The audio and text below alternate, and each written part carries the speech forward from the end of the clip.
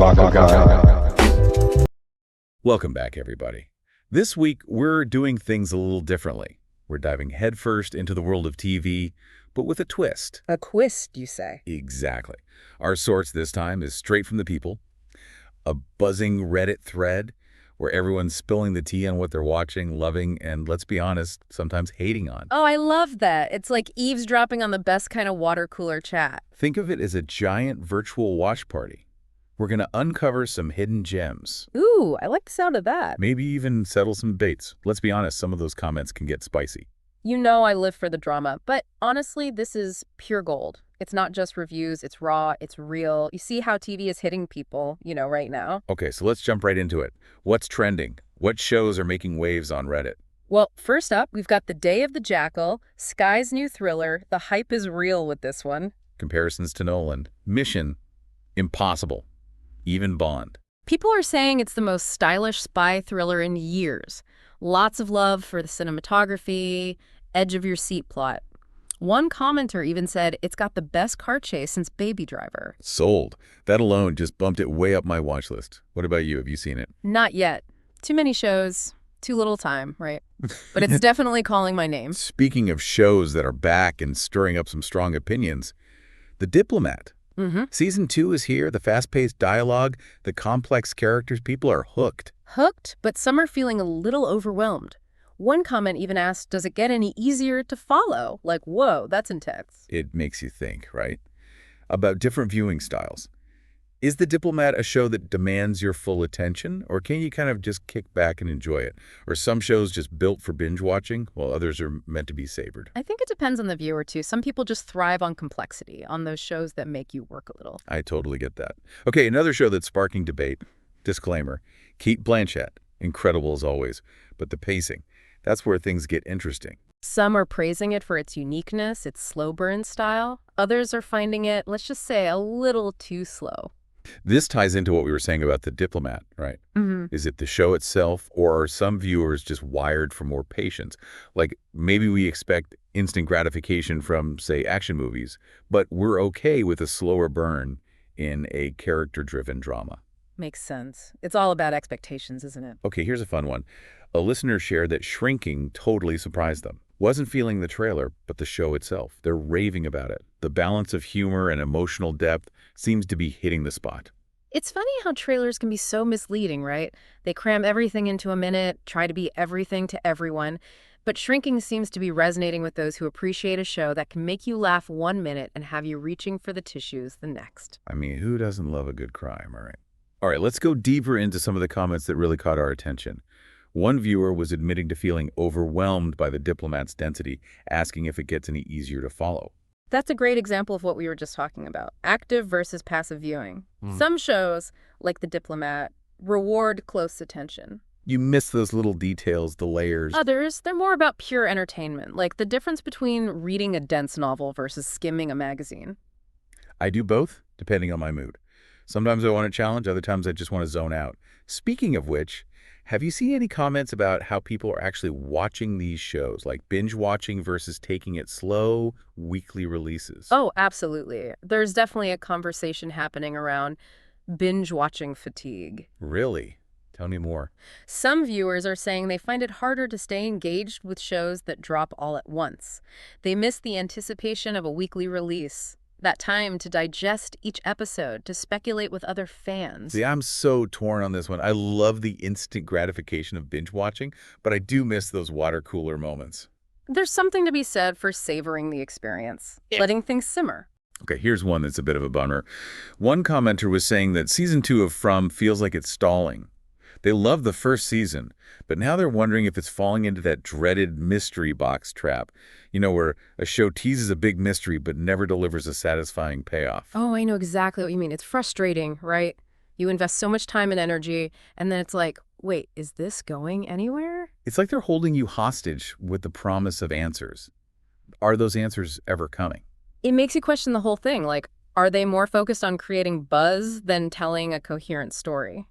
Okay, tell me some more Reddit gems. What other hot takes are they serving up? Well, Disclaimer got hit pretty hard by one viewer. They called it universally annoying and declared that even the cat couldn't save it. Ouch. That's rough. But sometimes it just comes down to personal taste, right? Although it does make you wonder, are there any objective markers of a bad show? Like beyond just not clicking with you personally? That's the age-old question, isn't it? Is it about the technical aspects, the writing, the acting, the directing, or is it more about the show failing to connect with its audience? Or maybe a bit of both. Right. A show can be well made, and I might still not like it, but there are definitely times where you can just tell a show is objectively flawed. Like the writing's clunky, the characters are two-dimensional. And yet, sometimes a show can be bad in a way that's entertaining, the so bad it's good phenomenon. Exactly. It's a whole genre in itself. But you know what? Before we spiral into bad TV land, let's talk about some of the hidden gems that Reddit's recommending. I always love this part, those shows that might have flown under the radar. Let's unearth some treasures. Welcome back to our deep dive into the world of TV, as seen through the eyes of Reddit. You've hit those trending shows, debated a bit on what viewers are looking for, even talked a little bad TV, if you can believe it. Now let's get to the good stuff, the hidden gems. The shows Redditors are absolutely championing, the ones that might have slipped past your radar. This is my favorite part. It's like, striking TV gold. So what treasures have our Reddit detectives unearthed for us? Well, one that's generating buzz is Mystery Road, an Australian crime drama. Oh, yeah, with Aaron Peterson. Yes, him. It's a whole franchise, actually. A series, films, even a prequel. Set in the Australian outback, right? Stunning landscapes. What's not to love? But it also brings up a good point, the power of international storytelling.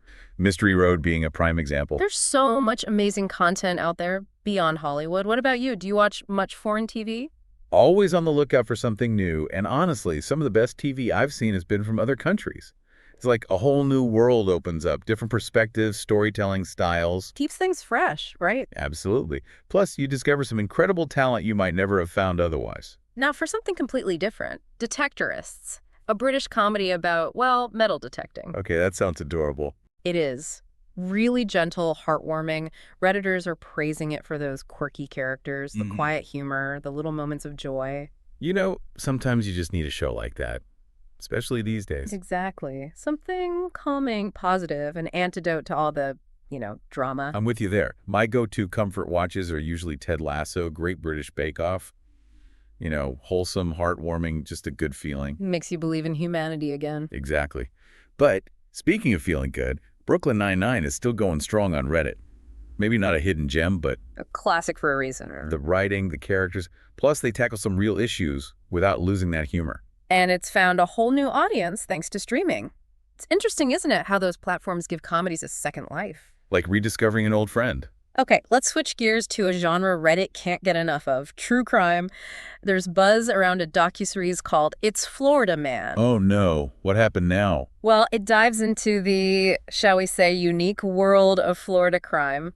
Bizarre, strange, outlandish. Florida Man strikes again. Sometimes truth is stranger than fiction, right? It's like, are you kidding me? Yeah. And then, bam, it's real. All right, this one's a bit different. Reddit's recommending Kaos. Apparently it's ambitious, vast, and just plain weird. Netflix series, right.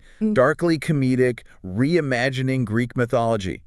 Not for everyone. Sounds intense. The comments are divided. Some are praising its originality, but others are saying it's too chaotic, too much. Which is fair. Not every show has to be for everyone, right? That's the beauty of it all. Exactly. Find what speaks to you, challenges you, entertains you, lets you escape for a bit. That's what these Reddit threads are great for. They open your eyes to so much you might have missed otherwise. It's a reminder that there's truly something out there for everyone. Welcome back to the deep dive. We've covered so much ground already. Trending shows, hidden gems, even some not so hidden misses. But you know what I love most about these Reddit threads? What's that? The conversations. It's not just about, hey, watch this. Okay. It's a deep dive into why we watch, what makes a show stick with us. Totally. It's like we're all dissecting the TV landscape together, debating the merits, figuring out what works and what doesn't. It's like a giant virtual film club. Everyone has an opinion, and they're not afraid to share it. Which brings me to a thread that really got me thinking. Those shows that demand your full attention. The ones that make you work a little. Oh, yeah, like The Diplomat, all that rapid-fire dialogue, the complex plot lines. Yeah. It's no wonder people are debating whether it's too much or just right. Right. Like, how much effort are you willing to put in as a viewer? Do you want to be entertained, or do you want to be challenged? Or both? I think it depends on the show and the viewer, of course. Some people love to unravel a complex story, others just want to relax and escape. There's no right or wrong, really. It's about finding what works for you. And speaking of expectations, another big theme in these threads is the power of hype.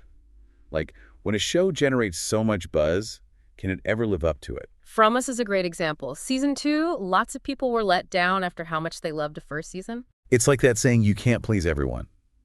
But it also makes me appreciate those unexpected gems even more.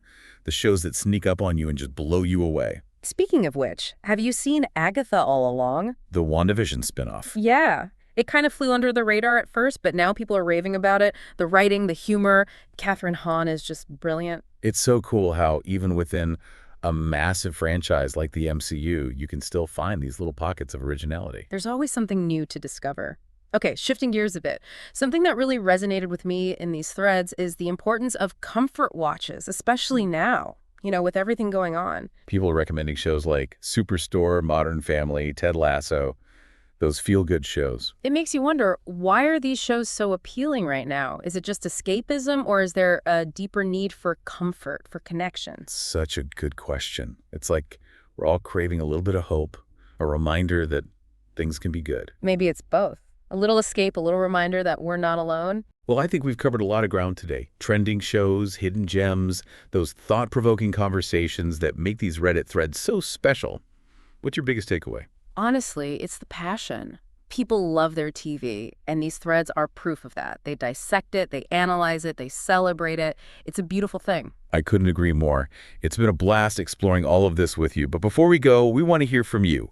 What are you watching? What would you recommend as a must-watch? Let us know in the comments section below. Also, if you enjoyed the video, please give it a thumbs up and consider subscribing to the channel. MAVAKAGA.